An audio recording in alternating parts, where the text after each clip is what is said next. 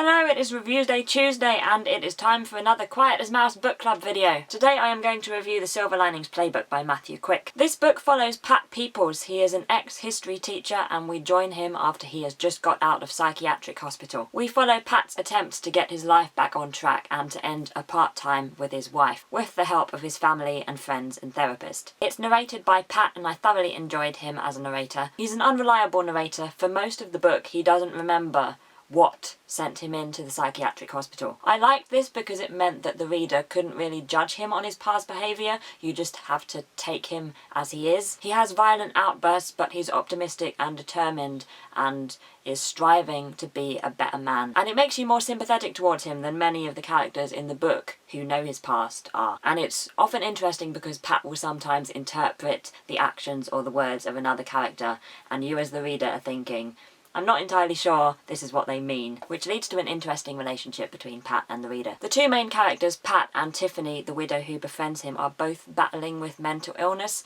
and the book has some interesting things to say about this battle. Especially, I thought, in terms of how other people treat those with mental health issues. You have characters who are sympathetic and understanding and who try to help, although sometimes their help does more harm than good. And then you have characters who don't understand, who aren't sympathetic, who are impatient. I mean, the book is full of great characters, from Pat and Tiffany themselves, to Pat's parents and brother and friends and therapist and Tiffany's sister and family. They all feel very fleshed out and real and flawed. The biggest issue I had with this book is that American football is featured heavily in the plot. Whenever any US-based fiction, be it TV, film, novel, has American football heavily involved, my heart sinks a bit because I know that a lot of it will be lost on me. Because American football is not very popular in the UK. I mean, all of my knowledge of American football comes from TV shows set in American high schools, which I watched when I was a kid. I mean, it looks a bit like rugby, except everyone's wearing a lot of padding and quarterbacks exist.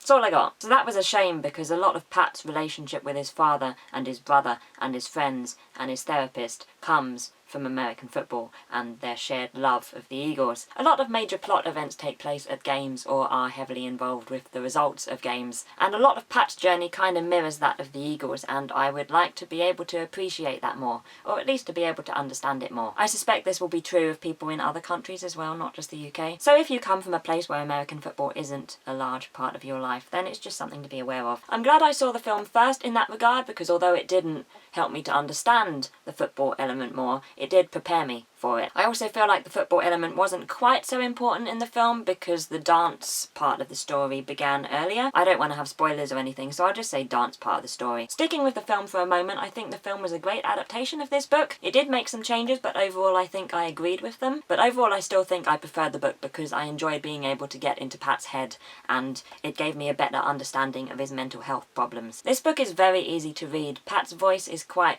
childlike, and it's very easy to understand him. The book feels quite funny and light and it zips along, but it can also be quite desperately sad. But yeah, I enjoyed it a whole lot and I will give it 3.9 out of 5. It does lose a couple of points because of the American football thing and my inconvenient Englishness. Now let's talk about the next books in the Quiet as Mouse book club. I was going to be reading Moby Dick next, but it has become apparent that there's no way I'm going to finish it in time, and I don't want to go down the War and Peace route again, where I'm just pushing it back.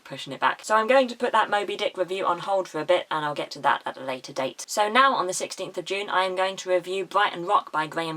And then on the 30th of June I am going to review Dune by Frank Herbert. This was one of the books that was recommended to me when I last asked for suggestions for the Quiet as Mouse book club, so I'm excited to get to that. My next video will be up tomorrow. At time of filming I have no idea whether I will have a video up on Thursday this week, but Wednesday, Friday and Saturday are looking good, although when I said that last week I then didn't put up a Phone Friday. Anyway, do let me know what you think about the Silver Linings Playbook if you have read it or seen the film. I hope you have a great day and I'll see you tomorrow.